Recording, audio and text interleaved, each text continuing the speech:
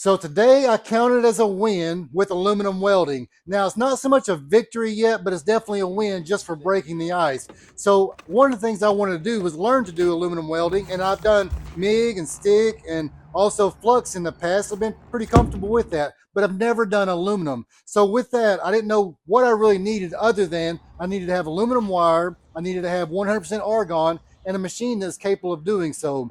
And the machine that we chose to use was Yeswelder Firstess DP 200, a dual pulse MiG welder that is actually capable of aluminum welding. So some trial and error. We were working on a 3/8 piece of I-beam, and we needed to actually grind that out with a little bit of a V so we can get down and penetrate that. And this is not something that's structural, just basically for a walk bridge. So I felt comfortable, experimenting. Now, one thing looking back, I would have done was been able to find a way to preheat the material prior to welding. But once you weld a few seams on it, that you can grind off, you've actually brought that, metal up to temperature. So it was a lot different from your standard MiG. And this is something that was definitely a learning experience for me that I can grow off of. But what we looked at was starting out with the actual the MiG torch. And that was something that I found in a very short time to push that aluminum wire through the liner to get to the torch end. It was just too much, and I kept bunching up inside the machine here.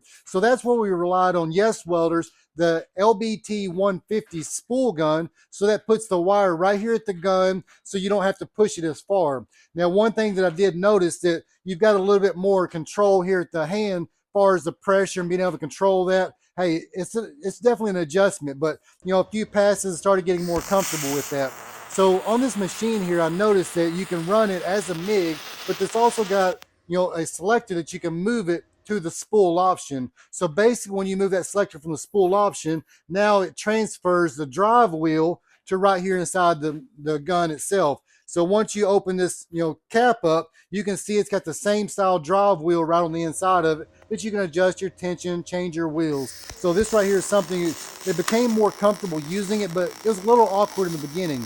But when it comes down to it, to be able to make a few passes, figure out what does and does not work, less wire speed, more range as far as the amperage, that really kind of dialed it in some, but there's still a lot of room to dial in just with experience of that.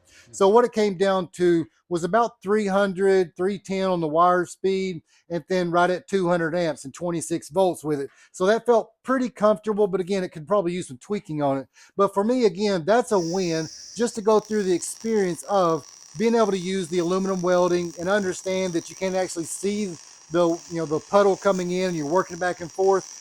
To me, it was off of some feel at that point because you can see the arc and the explosion, but you couldn't actually see the wire penetrating into the puddle. Now, I could be doing it wrong. This is my first experience with that, so I just wanted to pass that on to you guys. Again, it's just getting it dialed in from this point, but using the DP200 from Yeswelder with the spool gun, using the Yeswelder aluminum wire, and also using 100% argon, I felt that's definitely a track that we can grow on. So if you want to find more details on aluminum welding, you can pick up the DP200. But if you don't want something with such a large display here, you can also look at Yeswelder's MiG 205DS Pro that's also capable of aluminum welding, that you can use that spool gun. You can TIG using the foot pedal. So very similar, but this right here, the DP, is going to give you a lot more advanced settings as far as the digital displays, software upgrades.